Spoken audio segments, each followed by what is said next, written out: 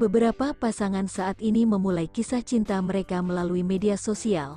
Salah satunya adalah Supriyatna, seorang pria asal Garut, yang menemukan jodohnya ketika ia menyapa seorang wanita Jepang melalui Facebook. Pada tahun 2014, Supriyatna adalah seorang mahasiswa yang kuliah di salah satu universitas di Nagoya, Jepang. Kehidupannya yang jauh dari kampung halaman, Garut, membuatnya harus menjalani hari-hari sendirian di negeri Sakura. Selain sibuk menimba ilmu, ia juga harus bekerja paruh waktu untuk mencari uang saku, yang tentunya menambah beban hidupnya. Suatu hari, ketika sedang bersantai, Supriyatna membuka Facebook dan tanpa sengaja berkenalan dengan seorang wanita bernama Yoshiko. Awalnya, ia hanya iseng-iseng untuk mengobrol dengan seseorang, mengingat segala kesibukannya di dunia nyata. Namun, percakapan mereka dengan Yoshiko menjadi semakin serius dan lebih dalam dari sekadar kenalan biasa. Mereka saling terbuka dan menemukan banyak kesamaan dalam minat dan pandangan hidup. Hubungan mereka semakin erat seiring berjalannya waktu. Awalnya, saya hanya ingin menyenangkan diri sejenak karena kesibukan kuliah dan kerja paruh waktu.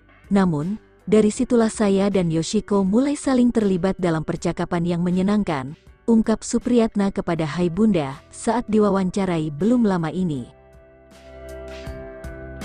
Tak terduga, Supriyatna dan Yoshiko, yang sekarang mengelola saluran YouTube bernama Aska Omera Family, ternyata menemukan kenyamanan dalam hubungan mereka. Mereka menjadi akrab dan berteman selama waktu yang cukup lama, sering berjalan-jalan bersama. Lama-kelamaan, perasaan cinta mulai tumbuh di antara Supriyatna dan Yoshiko.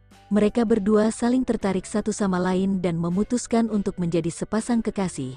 Selama menjalani hubungan tersebut, Supriyatna sering mengunjungi Yoshiko yang saat itu tinggal di Osaka.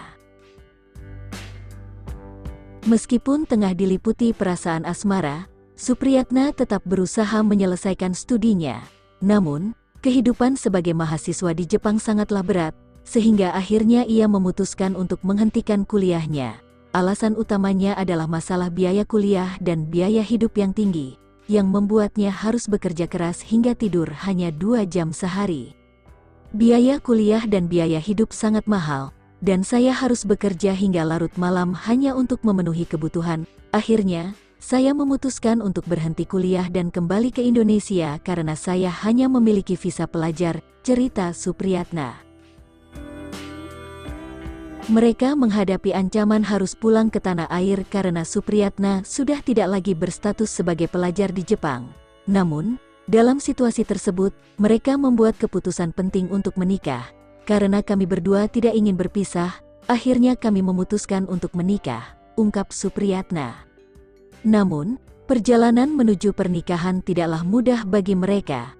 Salah satu rintangan yang dihadapi adalah perbedaan agama antara mereka. Meskipun demikian, mereka telah mengambil keputusan bulat untuk tetap bersama dan menikah. Yoshiko memilih untuk mengubah keyakinannya dan hidup bersama Supriyatna. Awalnya, istri adalah seorang Kristen dan saya adalah seorang Muslim. Untuk meyakinkan dirinya tentang Islam, terutama dalam bahasa Jepang yang jarang digunakan, merupakan tantangan tersendiri. Namun, karena kami saling mencintai dan yakin bahwa kami adalah jodoh satu sama lain, akhirnya istri saya memeluk agama Islam dan kami menikah, jelasnya. Supriyatna memutuskan untuk menikahi wanita Jepang, dan tentunya ia perlu mendapatkan respons dari calon mertuanya. Sebelum membawa Yoshiko ke Indonesia, Supriyatna perlu mendapatkan restu dari orang tua Yoshiko. Beruntungnya, orang tua Yoshiko merespons dengan sangat terbuka atas niat baik Supriyatna. Yoshiko sendiri adalah seorang wanita Jepang dengan darah keturunan Filipina, sehingga berasal dari keluarga multikultural. Karena latar belakang ini, kedua orang tua Yoshiko tidak menolak ide bahwa putri mereka dipersunting oleh seorang pria asal Garut.